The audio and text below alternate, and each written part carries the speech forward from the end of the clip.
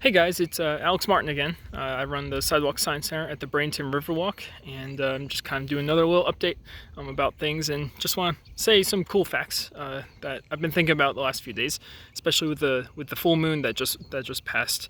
It's really got me thinking about some times that I've had at the astronomy portion of Sidewalk Science Center, and like things that we've seen in the telescope, and when we bring it out, it's that giant 8-inch telescope.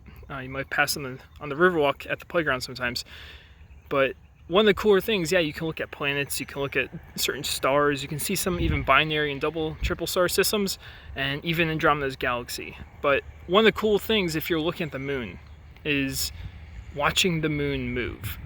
And I know when you're just down here on the ground and you look up at the moon, it's a very slow process where, one day to the next, it's just in a different position. You can actually watch it go by Venus, which is right here right now. Venus is that bright dot in the sky just above the sunset. And the last few months we have been able to watch the moon move past Venus on a regular cycle. Every time it goes around, passes Venus, and then passes Venus, and keeps doing that. And it's actually been kind of shifting sideways a little bit as time goes on. But when you're actually looking at the moon, how can you tell it's moving? The moon moves about 13 to 14 degrees across the sky every single day, which for me is about 1 fist length and then some. So that's kind of how you can measure degrees. Like 1 fist length at arm's length is about 10 degrees in the sky. So it's a great tool to use. Your own fist can help you guide yourself across the sky. And that's about how far the moon moves every single day across the sky. Rises about a half hour to an hour and some later every day because of this. But when you put your telescope on the moon, let's actually get to the point of this. When you put your telescope on the moon, you can look at the bright part with all the craters and everything, or you can move your telescope up to the very top of the moon. And when you do that, if you focus on the edge, you will see stars in the background behind the moon. When you do this, just sit there, and it doesn't have to be too long. Give it a couple minutes. Usually when I do this, when I show people this, I'm like, hang around for 10 minutes, and you're gonna see what's happening. And we focus it on the edge of the moon, the unlit part of the moon, and you can actually see the background of stars. You can see some stars in the background there, and a great way to recognize this is find the pattern of stars that you want to use as the background, and then look in the telescope every minute or two, and you will actually see that the moon moves up closer and closer and closer and closer to the stars, and will actually begin to block out some of those stars. So even when we're down here on the ground, and it's very difficult to see just how far the moon moves through the sky every single day, but when you're using a telescope, you're getting so close up to it, you're seeing such a fine detail of what's in the sky there that you can watch the moon slowly sliding past the background of stars.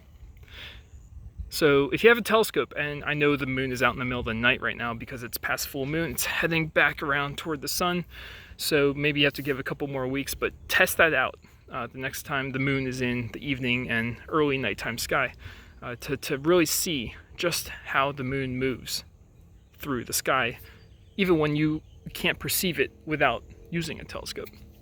Another cool thing is, if you know anybody on the other side of the world in a different country who might be in like Europe or somewhere far enough away from the USA that it's not in the same longitudinal zones as us, find their pictures of the moon. There are lots of astronomers on Twitter and Instagram who will post pictures of the moon from their perspective at a certain time of day, and you can actually watch the moon changes position from where they took their picture.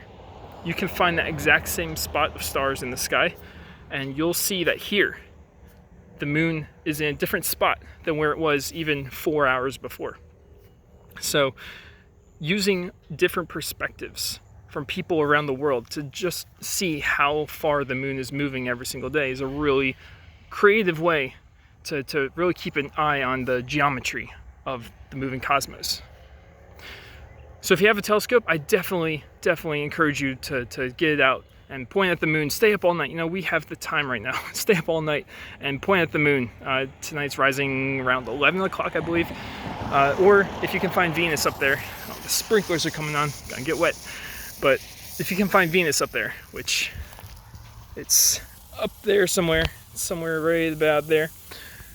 Venus is starting to move in front of the sun relative to Earth. So it's going to be losing its phase. It's going to be heading towards its new phase. So it's going to be a couple more weeks, like 5 weeks of Venus, and then Venus is just going to vanish from the sky and become the morning star once again.